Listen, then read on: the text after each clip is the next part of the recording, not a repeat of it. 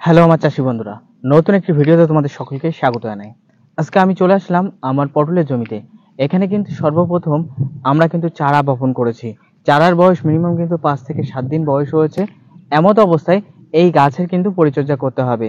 গাছগুলির প্রাথমিক কি পরিচর্যা করলে গাছগুলি খুব দ্রুত বান বা মাচার দিকে ঠেলে উঠবে সেটা নিয়ে কথা বলবো, এবং গাছের গতি অন্যরকম থাকবে।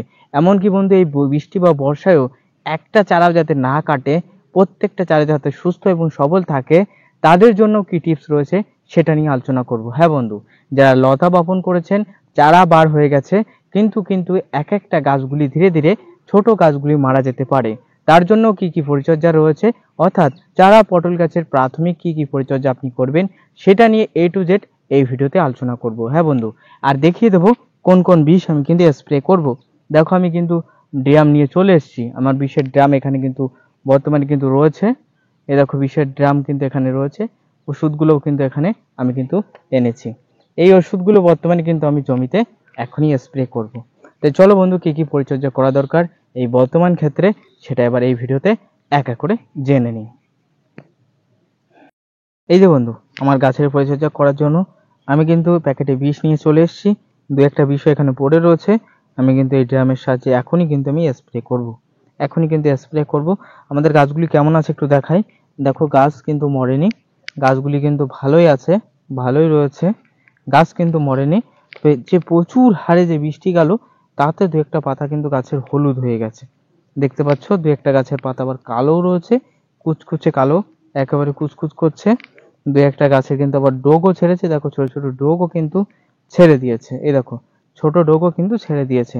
এই পাশটায় যদি দেখাই, দেখো ছোট ডোগও কিন্তু ছেড়েছে, যা তোমরা কিন্তু দেখতে পাচ্ছ। দেখো বন্ধু, এ দেখো, গাছের ছোট ছোট ডোগও কিন্তু ছেড়েছে। একটা চারাও কিন্তু মরেনি, গাছগুলি কিন্তু একেবারে সুস্থ এবং সবল আছে। দেখো, এ দেখো চারা। তাহলে এই গাছের আমাদের প্রাথমিক কয়েকটা পরিচর্যা করতে হবে, তা না হলে গাছগুলি যথেষ্ট পরিমাণে এই বৃষ্টি বা বর্ষাতেও মারা যাবে। প্লাস কিন্তু গাছগুলির গতি বৃদ্ধি কিন্তু ধীরে ধীরে হবে না।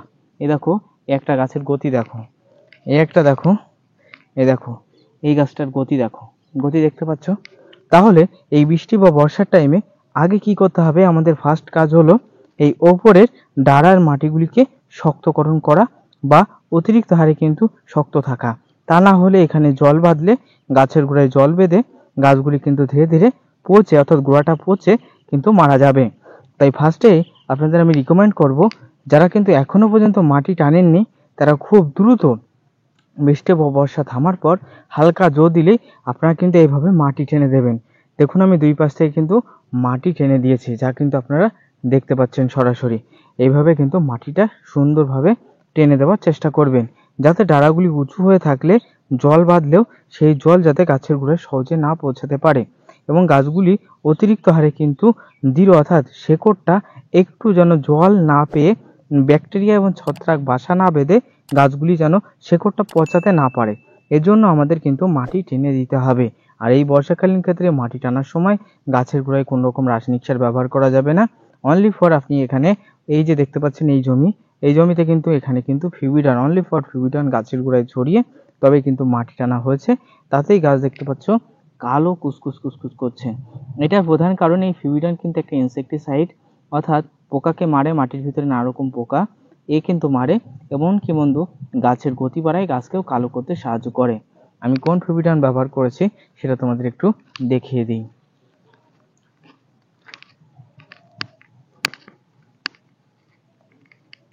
ফিউবিডান হিসেবে আমি বর্তমানে ব্যবহার করেছি SPM কোম্পানির ডন 3G। এর রয়েছে বন্ধু টেকনিক্যাল নেম রয়েছে কার্বোফোরন 3% সিজি। আপনারা ডন 3G যদি না পেয়ে থাকেন, দোকানে গিয়ে কার্বোফোরন 3% সিজি গ্রুপের যে কোনো ইনসেক্টিসাইড আপনি কিন্তু মাটিতে ছড়াতে পারেন। ইয়া ছড়ালে গাছের গতি যেমন বৃদ্ধি পাবে, ঠিক তেমনই এ ছড়ালে কিন্তু মাটির ভিতরে থাকা নানা রকম পোকাও মারা যাবে। এমনকি গাছ তার শেকড়ের মাধ্যমে কার্বোফোরন খাওয়ার ফলে গাছ তার কিন্তু পোকার রোগ প্রতিরোধ ক্ষমতা শরীরে কিন্তু বাড়াবে। অর্থাৎ এটা গাছের গোড়ায় দিলে গাছ কিন্তু ভক্ষণ করে তার শরীরটা কিন্তু অ্যান্টিবডি করে রাখবে। ফলে এমন এক সময় গাছে পোকা আসবে না, সহজেই পোকা ঘেঁষতে পারবে না, গাছে কোনো রকম রোগ ধরতে পারবে না। তাই যে সমস্ত জমিগুলিতে পটল গাছের গোড়ায় আঠা কলা এবং নানান সমস্যার সৃষ্টি হচ্ছে, সেখানে বেশি বেশি পরিমাণে কার্বোফোন ছড়ান এবং গাছের গোড়ায় গোড়ায় ছড়াবেন এবং সারা জমিও কিন্তু ছড়াবেন। আর বিশেষ করে বর্ষাকালীন ক্ষেত্রে মাঠটাকে শক্ত করার জন্য, অর্থাৎ আপনার কিন্তু গাছের গোড়ার, এই যে গোড়া দেখতে পাচ্ছেন, এই গোড়ার কিন্তু মাঠটা কিন্তু আমার দেখো শক্ত শক্ত, প্রচুর পরিমাণে শক্ত শক্ত রাখতে হবে। শক্ত রাখার কয়েকটা উপায় রয়েছে। আমি যে কথা বললাম, কার্বোফোন সারা জমিতে ছড়াবেন। ইয়া ছড়ালে, সারা জমিতে ছড়ালে কি হবে, মাটির ভিতরে থাকা নানা রকম কেঁচো এ কি করে থাকে, এ কিন্তু প্রচুর পরিমাণে মাটি তোলে। এই যে কেঁচো দেখো সব মারা গেছে, দেখো সব কিন্তু মারা গেছে। এ মাটির ভিতরে থাকে এবং থেকে কি করে, বর্ষাকালীন ক্ষেত্রে প্রচুর মাটি তোলে। এমনকি ওই ছিদ্র দিয়ে যখন জলগুলি কিন্তু প্রবেশ করে মাটির ভিতরে, তখন সেই স্থানটা কিন্তু কাদা কাদা অবস্থায় থেকে যায়। ফলে কিন্তু মাঠটা প্যাচপ্যাচে ভ্যাজভেজে থাকলে সেখানে কিন্তু গাছের জল ধরা করে গাছ কিন্তু মারা যেতে পারে। তাই অবশ্যই কেঁচোগুলিকে মারতে হবে।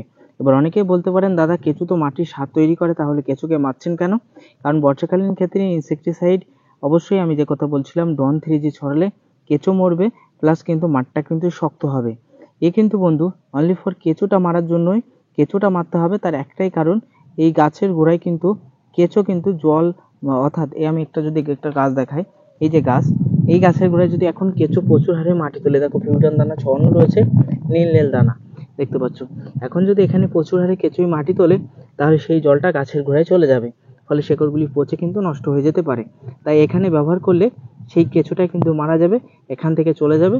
পরবর্তী কিন্তু জল কিন্তু কেঁচো মাটি তুলতে পারবে না, পরবর্তী গাছের গোড়ায় কিন্তু জল দাঁড়াবে না।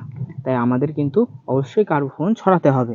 তাই ছড়িয়ে দেবেন, কেঁচো মারা যাবে এবং জমির উর্বরতা শক্তি বৃদ্ধি পাবে, জমিটাও কিন্তু শুদ্ধ হবে, মাঠটাও কিন্তু শক্ত হবে, পিচ্ছিল হবে, যা আপনারা কিন্তু দেখতে পেলেন।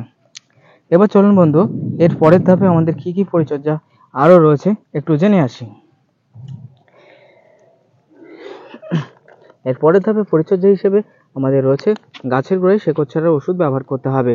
দেখতে পাচ্ছ আমার হাতে রয়েছে বন্ধু, দেখতে পাচ্ছ হিমিগ্রো, যা তোমরা দেখতে পাচ্ছ হিমিগ্রো, এবং এর ভিতরে রয়েছে হিউমিক অ্যাসিড। এই হিউমিক অ্যাসিড কি করে থাকে, গাছের শেকড়ের মাত্রাকে অতিরিক্ত হারে বৃদ্ধি করে, এবং ফলিক অ্যাসিড কি করে, গাছে ফুল ফলের পরিমাণকে বাড়ায়।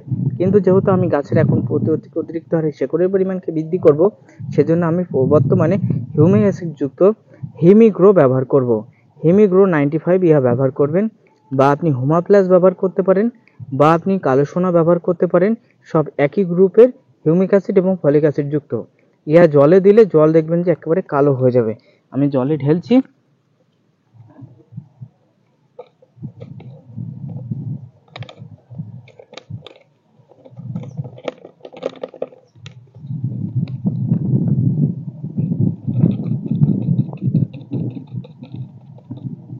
বর্তমানে বন্ধু এক হাত দিয়ে ঢালা যাচ্ছে না।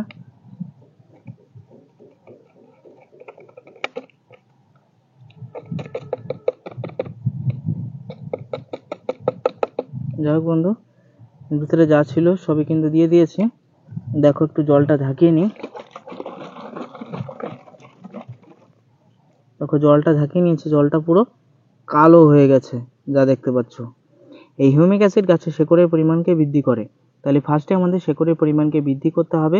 তার একটাই কারণ, আমরা মাটির ভিতরে জমি তৈরির সময় যে সমস্ত খাদ্য দিয়েছি, এমনকি পরবর্তীতে যে সমস্ত খাদ্য ব্যবহার করব, পরবর্তীতে যে সমস্ত রাসায়নিক সার ব্যবহার করব, সে যেন শেকড়ের মাত্রাকে অতিরিক্ত হারে বৃদ্ধি করে সেই সমস্ত খাদ্য খেতে পারে। তাই গাছের আগে দরকার শেকড়ের পরিমাণকে বৃদ্ধি করা, তা না হলে আপনার গাছে ভাইরাস লাগা, কিরকিটে রোগ এবং নানান রকম সমস্যার সৃষ্টি হবে। তাই গাছে আগে শেকড়ের মাত্রাকে বৃদ্ধি করে নেবেন। তাই শেকড়ের মাত্রাকে বৃদ্ধি করার জন্য আমি অবশ্যই, এই দেখতে পাচ্ছ, আবারও দেখাই তোমাদের, লেখা রয়েছে হিমিগ্রো 95 ইহা কিন্তু ব্যবহার করছি।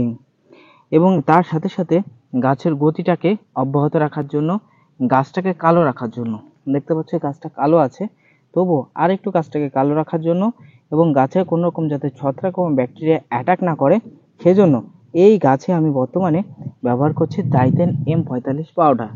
তবে বন্ধু আমি HPM কোম্পানির ডাইথেন ব্যবহার করি, আমি সব কিন্তু HPMটা ব্যবহার করি, কারণ HPM কোম্পানির যে কোনো প্রোডাক্ট কিন্তু ভালো হয়। তবে এটা HPM কোম্পানির না, তবে এটা দেখতে পাচ্ছ নাগার্জুন কোম্পানির। তবে নাগার্জুনের থেকে বর্তমানে HPM কোম্পানির যে ওষুধই আপনি ব্যবহার করবেন না কেন, সেটা কিন্তু 100% সব থেকে বেশি পরিমাণে ভালো। তবে আপনি এটাও ব্যবহার করতে পারেন। চলুন এবার এর পরিমাণটা জলে ঢালি।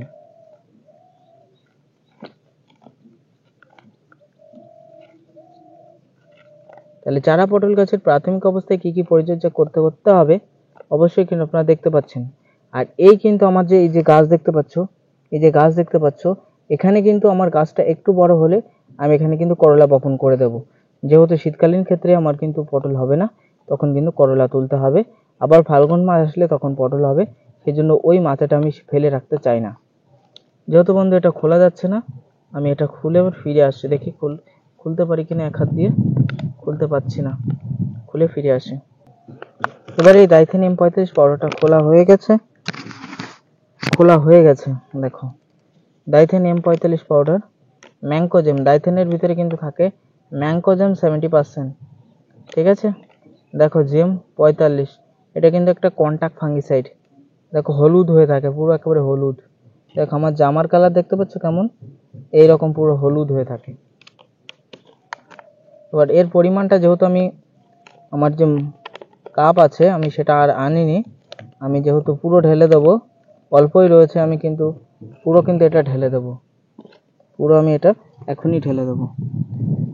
অল্প পরিমাণে না, আমার পরিমাণটা আমি পরিমাণ মাফিক দেব।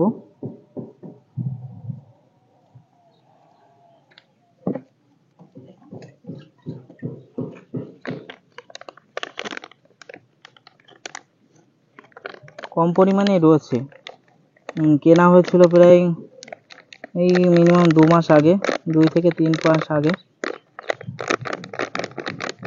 তবে যেহেতু এখন বর্ষাকাল, M45-এর ভিতরে জিঙ্ক লবণ আছে, তাই কম পরিমাণেই ব্যবহার করব। অতিরিক্ত ব্যবহার করলে আবার গাছের গতি হয়ে যাবে, তাই কম পরিমাণে আমি ব্যবহার করছি। মিনিমাম কিন্তু আমি এখানে 15 গ্রাম মতো ব্যবহার করলাম। আপনারাও ওই 10 থেকে 15 গ্রাম মতো ব্যবহার করবেন, অনলি ফর গাছটাকে কালো রাখার জন্য।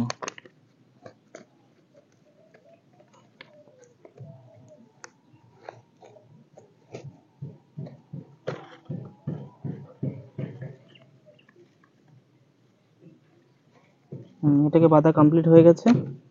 এই দেশি কচ্ছরা ওষুধ, এটা তার কাজ নেই। 30 টাকা নিয়েছে, এটা 10 গ্রাম আছে, দেখো 10 গ্রাম রয়েছে, 30 টাকা নিয়েছে। এবার এটা কিন্তু ভালো করে জলটা ঝাঁকিয়ে নিতে হবে।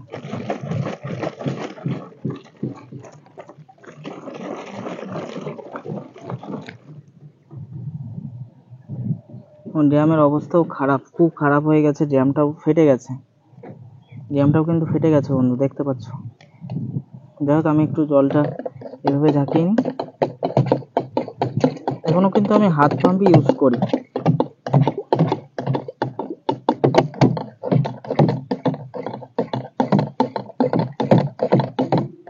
যেহেতু ডাইথেন M45 পাউডার মিশে গেছে, এবার আমি কিন্তু স্প্রে করব।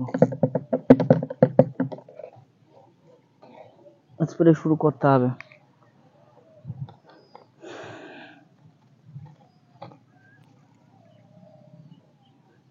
পুরো একদম বন্ধু গাছে স্প্রে করে দিতে হবে, দিয়ে গাছটাকে ভিজিয়ে দিতে হবে।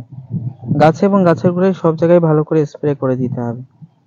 যাদের চারা বেরিয়ে গেছে তারা খুব দ্রুত শেকড় চারা ওষুধ দিয়ে দাও, আর ডাইথেন M45-এর সাথে একসাথে মিশ্রিত করে গাছে স্প্রে করো, তাহলে খুব দ্রুত শেকড় ছাড়বে এবং গাছের কিন্তু গতি বৃদ্ধি থাকবে।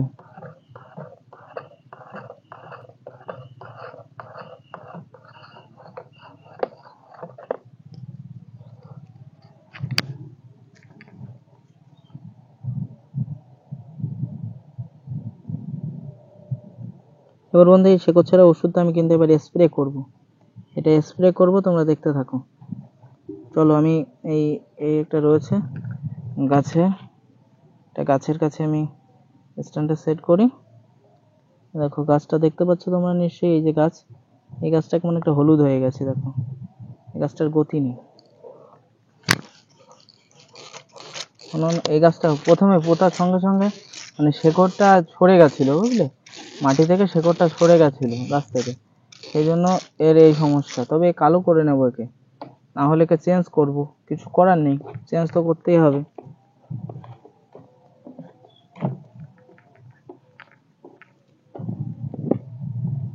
এই দেখো সেকেন্ড গাছ, এই গাছটা দেখো কালো কুচকুচ করছে, আর এই দেখো ডোগও ভালো পরিমাণে ছেড়ে দিয়েছে। এই যে পেঙ্কি ছেড়েছে পাশ থেকে, এটা ছাড়া মানে এই গাছটার লক্ষণ খুব ভালো। এভাবে শেকড় ছাড়া ওষুধ গাছে এবং গাছের গোড়ায় দিয়ে ভালো করে ধুইয়ে দেবে।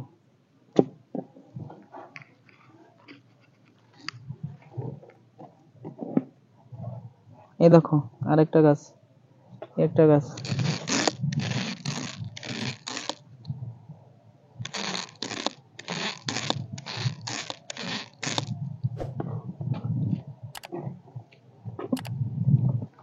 পুরোপুরি আপডেট, পুরো একেবারে আপডেট আসবে, পুরো আপডেট আসবে। তাই যারা যারা এখনো পটল চাষ করেননি, বপন করছেন, বপন করতে ভয় পাচ্ছেন, চারা কিনে নিয়ে আসুন খুব দ্রুত, এসে বপন করুন।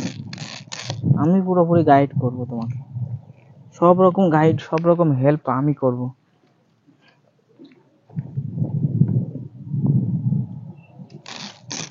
এর আগে তো অনেক চাষি আছে, অনেক চাষি বন্ধুরা, অনেকে কিন্তু পটল চাষ করে অনেক উপকৃত হয়েছে।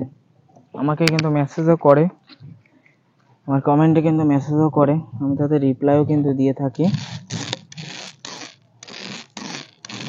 দেখো শেকড় ছাড়া দিতে হবে, শেকড়ের পরিমাণ বাড়ানোর জন্য।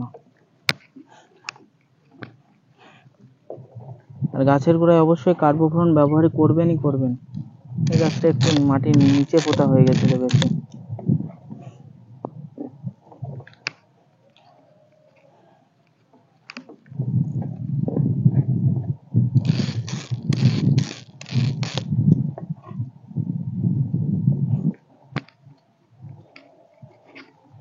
যাই হোক আমি স্প্রে করি, তোমরা দেখতে থাকো।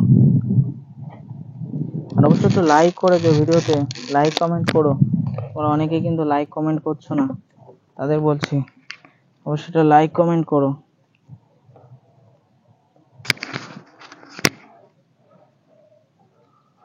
কারণ অনেক কষ্ট করে কিন্তু ভিডিও শুট করি। দেখো স্প্রে করছে, আবার কিন্তু তোমার সাথে কিন্তু কথা বলছি, তাহলে বুঝতে পারছো।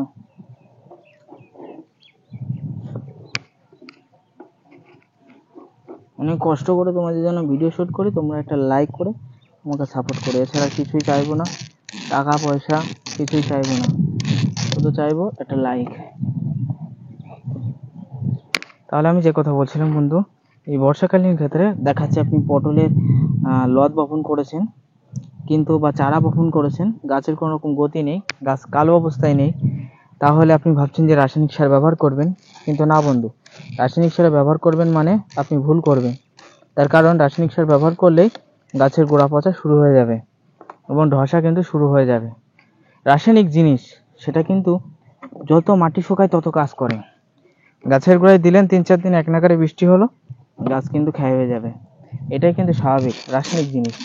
কিন্তু যদি আপনি কার্বোফ্লন দেন, ডন 3G ছড়িয়ে দেবেন, একেবারে গাছের গোড়ায় দিয়ে দেবেন, কিচ্ছু হবে না। কারণ ইনসেকটিসাইড গাছের কোনো রকম ক্ষতি করে না, প্লাস কিন্তু গাছের গতি বাড়ায়, গাছ কালো রাখে। তাই ইনসেকটিসাইড কার্বোফ্লন 3% CG এটাই কিন্তু ভালো করে কিন্তু ছড়িয়ে দেবেন। ঠিক আছে, বুঝতে পেরেছেন? ইহা ছড়িয়ে দেবেন ভালো করে। এবং তার পরবর্তীতে আমি যে কথা বললাম, গাছের গোড়ায় শেকড় ছাড়া ওষুধটা দিয়ে দেবেন, শেকড়ের পরিমাণকে ছাড়বে এবং গাছে তার সাথে সাথে ডাইথেনিয়াম 45 পাউডার বা ম্যাঙ্কোজেম পাউডার স্প্রে করে দেবেন, সে যে কোনো গ্রুপে, যে কোনো কোম্পানি। তবে আমি এই স্প্রেমটা ব্যবহার করে দেখেছি, খুব ভালো কাজ, আপনি ব্যবহার করতে পারেন। না হলে ইন্দোফিল কোম্পানিটা ব্যবহার করতে পারেন, বা অন্য অন্য কোম্পানিটা ব্যবহার করতে পারেন, যেটা আপনার ইচ্ছা সেটা আপনি ব্যবহার করবেন। ঠিক আছে, আপনার যেটা খুশি লাগে সেটা আপনি ব্যবহার করবেন, সেটাই ভালো হবে।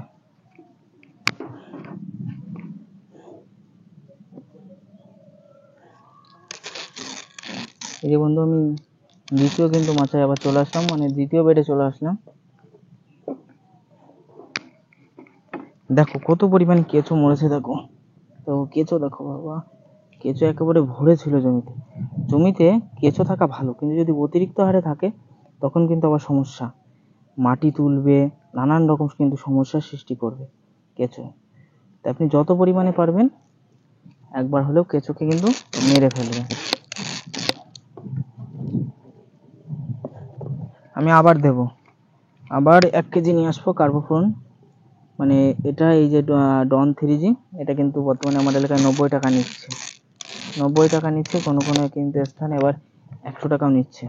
আর ফেভিডানের এইচপিএম কোম্পানির ফটেরা যে কোম্পানির, সরি এইচপিএম না, এফএমসি কোম্পানির ফটেরা, সেই কোম্পানির ফেভিডান দানা রয়েছে, ওটা 110 টাকা দাম। দামের জন্য না, ওটা থেকে এটা বেশি কাজ হয়, তাই আমি ব্যবহার করি, আপনি এটা ব্যবহার করতে পারেন। দেখুন বন্ধু, এই দেখুন এই গাছটা কেমন গতি ছেড়েছে, দেখো দেখো ডোকটা দেখো, এই দেখো দেখতে পাচ্ছ ডোকটা, দেখো নিচের দিকে তাকাও, ডোকটা দেখো।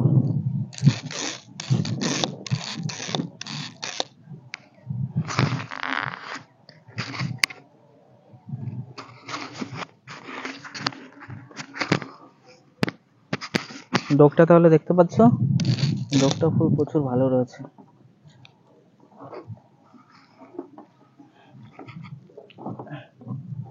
দেখো আবার এই গাছের গোড়ার মাঠটা একটু দেখাই, দেখো মাঠটা কিন্তু নরম নেই, শক্ত আছে। বিশেষ করে পটল বা বেগুন গাছের ক্ষেত্রে যাদের এখনো গাছের গোড়ায় মাটি দেননি, মাটি দিয়ে দেবেন দ্রুত। বৃষ্টি বা বর্ষা থামার পরে যখনই জো হবে, দ্রুত দিয়ে দেবেন। দ্রুত দিয়ে দিলে কিন্তু গাছের গোড়ায় জল সহজেই বাঁধবে না, এবং তখন কিন্তু আপনার গাছও মারা যাবে না। আর গাছের গোড়ায় তেমন পরিমাণে খাদ্য দেবেনই না, অর্থাৎ রাসায়নিক সার বা খোল কিছুই দেবেন না, যদি অতিরিক্ত বর্ষা হয়।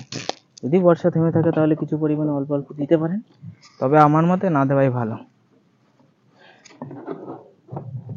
কত বড় কেঁচো এখানে মারা গেছে, অনেক বড় বড় কেঁচো। এমনকি বন্ধু মাটির ভিতরে থাকা যে ঘুঘরো, সেটাও মারা গেছে। এমনকি যে সমস্ত পোকায় শেকড়কে নষ্ট করে, শেকড় খায়, বর্ষাকালে তো কাজ পায় না ওরা, ওরা ওই শেকড় খায়, প্রচুর হারে শেকড় খায়। ওই শেকড়ও কিন্তু খাওয়া যে সমস্ত পোকা, সেও কিন্তু মারা গেছে। গাছও দেখো কালো হয়ে গেছে।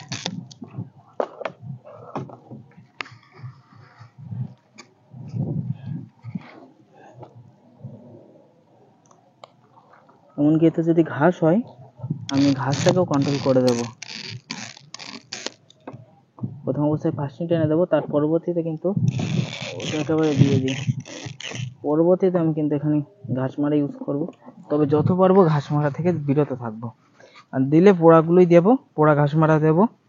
পোড়া ঘাস মারার ভিতরে অন্যতম রয়েছে ফিনিশ, রয়েছে কেপিক রয়েছে। এগুলো যদি ব্যবহার করি তাহলে কিন্তু অত পরিমাণে গাছের ক্ষতি হবে না, আর গাছ কিন্তু ভালো থাকবে।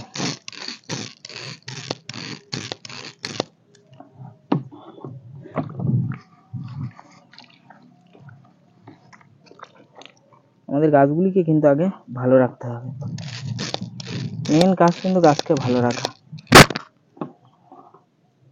আপনার গাছ যদি ভালো না থাকে তাহলে কিন্তু আপনি সেখানে হাজার হাজার টাকা খরচ করে কিন্তু কোনো লাভ নেই। গাছকে আগে ভালো রাখুন, গাছকে ভালো রাখতেই হবে, আমার মতো করে পরিচর্যা করুন। এবার অনেকেই আছেন যে গাছে এখন বর্তমানে প্রোপেক সুপার বা ক্লোরোপাইরিফস জাতীয় বিষ স্প্রে করছেন, অনেকে বলছেন গোড়া কেটে দিচ্ছে পোকায়, অনেকে বলছেন আরো সমস্যার সৃষ্টি করছে। আমি বলবো ওসব কিছু করার দরকার নেই, কার্বোফোন ছড়ান না, ডন 3G ছড়ান, ছড়ালেই সব কাজ মিটে যাবে। এক ওষুধেই সব রকম কাজ রয়েছে, কেন ছড়াবেন? আমার গাছটা কি কম রকম কালো নাকি, কম রকম গতি নাকি? 1 কেজি সার এখানে এখনো ঠেকায়নি। এই দেখো এই একটা গাছ কম কালো নাকি? এই গাছটা তোমরাই বলো, এই গাছটা কি কম পরিমাণে কালো রয়েছে? এই যে এই গাছটা, এই দেখো এই পাশটায়, এই দেখো এই পাশটায়, দেখো কম পরিমাণে কালো নাকি এই গাছটা?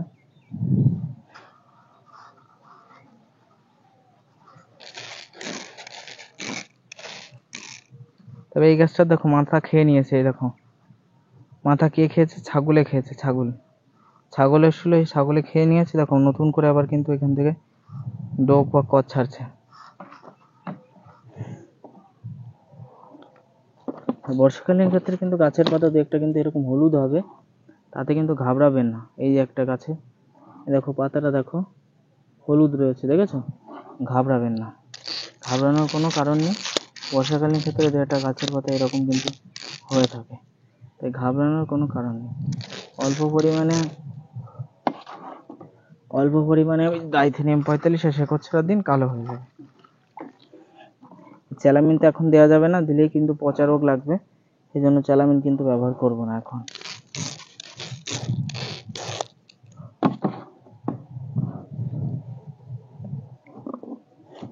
যে কথা বলছিলাম, পটল গাছের ক্ষেত্রে, পটলের জমির ক্ষেত্রে আঠা গলা, গোড়া পচা, ধসা, এটা সেটার ক্ষেত্রে ব্যাপক হারে কিন্তু কার্বোফ্লুন কাজ করে।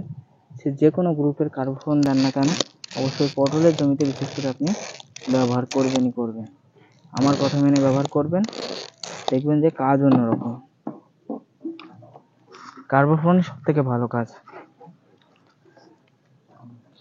এই কেঁচোগুলি মরেছে, এ কিন্তু পচে যাচ্ছে, মাটির সাথে মিশে যাচ্ছে, এবং যত পচবে না, যত পচবে ততই কিন্তু মাটির যথেষ্ট পরিমাণে ক্ষমতা বৃদ্ধি পাবে। আর মাটির একটা পচার একটা ব্যাপার থাকে, তাই না? মাটি যত পচবে তত কিন্তু উর্বর হবে।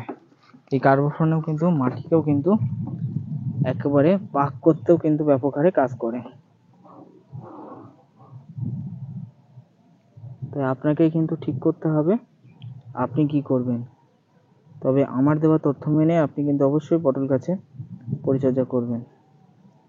এই যে এখানে আরেকটা গাছ রয়েছে, তোমরা দেখতে পাচ্ছ, দেখো এই গাছটা, দেখো গাছটার ডোগের গতি দেখো, প্রচুর রয়েছে, প্রচুর পরিমাণে ডোগের গতি রয়েছে। এটা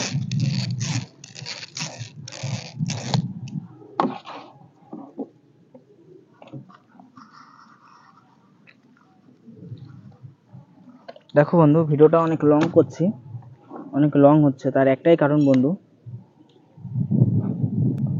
আমি যে সমস্ত, যদি আমি শর্ট ভিডিও অল্প পরিমাণে, কিন্তু যদি আমি ভিডিও যদি লং না করি, অল্প পরিমাণে 5 মিনিটের ভিতরে যদি ছেড়ে দিই, তাহলে আপনি বুঝতে পারবেন না।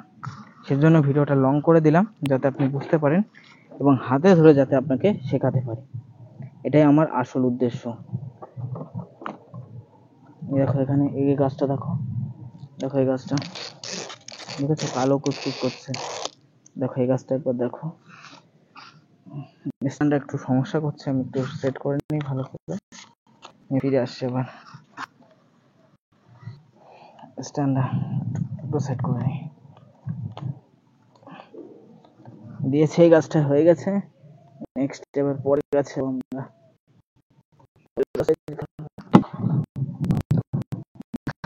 করবো, গাছে সার দেবো, তখনও কিন্তু আমাদের দেখো পুরোপুরি একেবারে আপডেট পাবে। সব রকম আপডেট কিন্তু আমার কাছ থেকে পেয়ে যাবে তোমরা, সব রকম একেবারে আপডেট। বুঝতে পারছো তাহলে?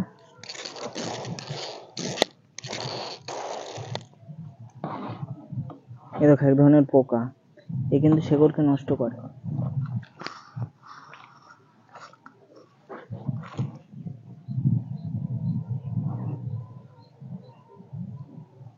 দেখো এই একটা গাছ রয়েছে, গাছের ভালোই গতি রয়েছে।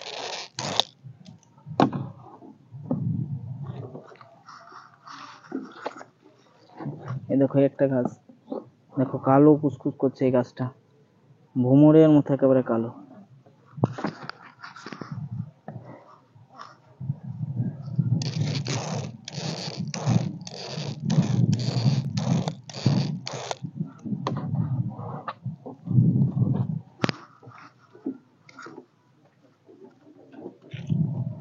গাছটা কিন্তু ভোমরের মতো পুরো কালো রয়েছে। দেখো শেকড় ছেড়ে ওষুধ স্প্রে করে দিচ্ছি, শেকড়ের পরিমাণ যাতে বৃদ্ধি পায়।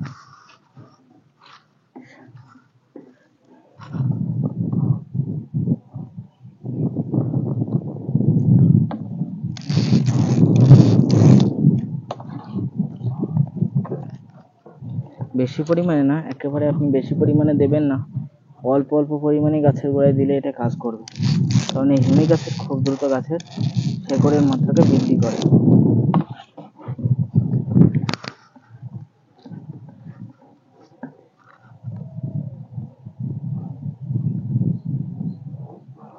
তাহলে আমাদের প্রথমেই কিন্তু কাজ থাকবে গাছের শেকড়ের মাত্রাকে বৃদ্ধি করা, এবং তার আগে একটু কার্বোফ্লুন দেওয়া, এবং তৃতীয়ত আমাদের কাজ থাকবে যে কথা বলছিলাম, এবং গাছের অবশ্যই ডাইথেনিয়াম 45 এবং শেকড় ছেঁড়া ওষুধ স্প্রে করা। বর্ষাকালীন ক্ষেত্রে আপনি যদি শেকড় ছেঁড়া ওষুধ না স্প্রে করেন, শেকড় কিন্তু গাছে যদি 100টা থাকে, তাহলে কিন্তু কিছু পরিমাণে ড্যামেজ হবেই হবে। তাই শেকড় ছেঁড়া ওষুধ অবশ্যই কিন্তু আপনি ব্যবহার করবেনই করবেন। এই দেখো এই একটা গাছ,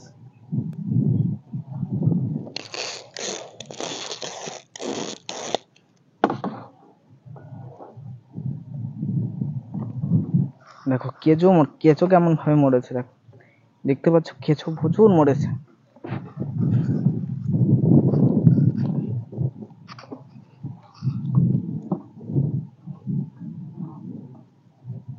দেখো একটা গাছ তোমরা দেখতে পাচ্ছ।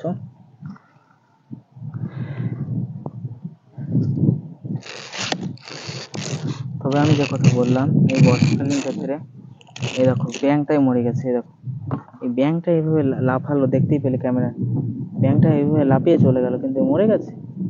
মরেনি, দেখো মরার ভান করে রয়েছে, একটু বিষ লেগেছে মনে হয় গায়ে।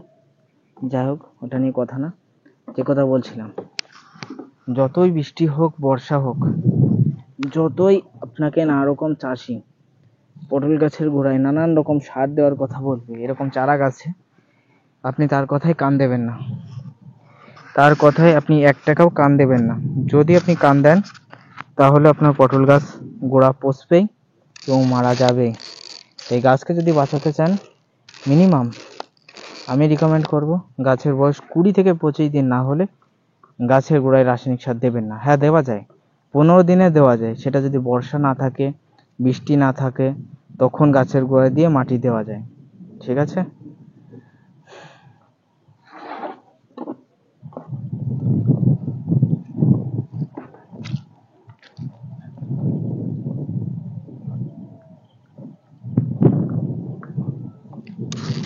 একটা গাছ রয়েছে বন্ধু, দেখতে পাচ্ছ না?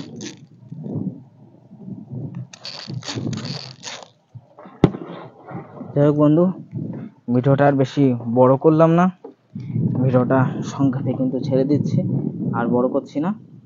তাই দর্শক বন্ধু, তাহলে আপনার বিশেষ করে এই পটল গাছের ক্ষেত্রে, এই টাইমে আপনার এই পটল গাছের ক্ষেত্রে কোন কোন পরিচর্যার মাধ্যমে আপনি আপনার গাছকে সুস্থ এবং সবল রাখবেন, সেটা নিয়ে কিন্তু ভিডিওতে আলোচনা করলাম। ভিডিও ভালো লাগলে প্রত্যেকে একটা লাইক করো, চ্যানেলে নতুন হলে অবশ্যই সাবস্ক্রাইব করে আমার পাশে থেকো। আজকের ভিডিও এখানে শেষ করছি, প্রত্যেকে ভালো থেকো, সুস্থ থেকো, ভিডিওটা বেশি বেশি শেয়ার করে অন্য চাষি দেখার সুযোগ করে দিও। প্রত্যেকে ভালো থেকো, টাটা।